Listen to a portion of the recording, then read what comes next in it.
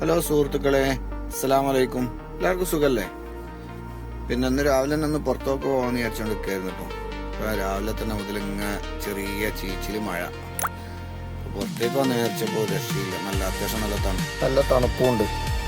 അപ്പോൾ എൻ്റെ ഇവിടെ നിന്നിട്ട് ചെറിയ ഫുഡും കാര്യങ്ങളൊക്കെ ഉണ്ടാക്കാൻ. അപ്പോഴാണ് നമ്മളെ റൈസ് കുക്കർ എടുത്ത് അരി കഴുകിയിടാന്ന് വിചാരിച്ചു. അപ്പോൾ നമ്മൾ കഴുകിയിട്ട് കഴിഞ്ഞാൽ പെട്ടെന്നൊരു 1-2 മണിക്കൂർ കൊണ്ട് പരിപാടി കഴിയും കേട്ടോ.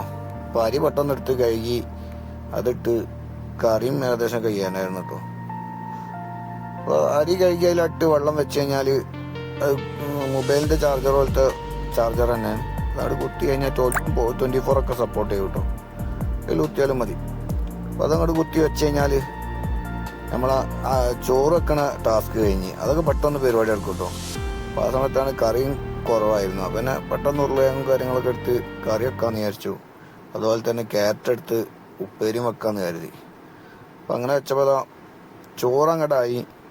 അതിൻ്റെ കൂട്ടത്ത് തന്നെ ഇത്ര പണിയുള്ളൂ കേട്ടോ. ചോറാകാൻ പെട്ടെന്ന് ആയിക്കോളൂ. അതിലേക്ക് പിന്നെ അമ്മ നോക്കണ്ട. പിന്നെ നല്ല ഉരുളയും കറി, അതുപോലെ തന്നെ ക്യാരറ്റ് ഉപ്പേരി, പിന്നെ ഇന്നലത്തെ കുറച്ച് ചിക്കൻ കറീൻ്റെ ബാലൻസ് ഉണ്ടായിരുന്നു. അപ്പോൾ അതും കൂട്ടി അടിപൊളിയായി ഇന്ന്. അപ്പോൾ ഇതാണ് നമ്മളെ ട്രക്കിലെ ഭക്ഷണം ഉണ്ടാക്കുന്ന രീതി കേട്ടോ. അപ്പോൾ എല്ലാവർക്കും വീഡിയോ ഇഷ്ടപ്പെട്ടെന്ന് കരുതുന്നു. അപ്പോൾ പുതിയൊരു വീഡിയോയുമായി വീണ്ടും കാണാം. അപ്പോൾ എല്ലാവർക്കും ഹാപ്പി ന്യൂ ഇയർ. ബായ്.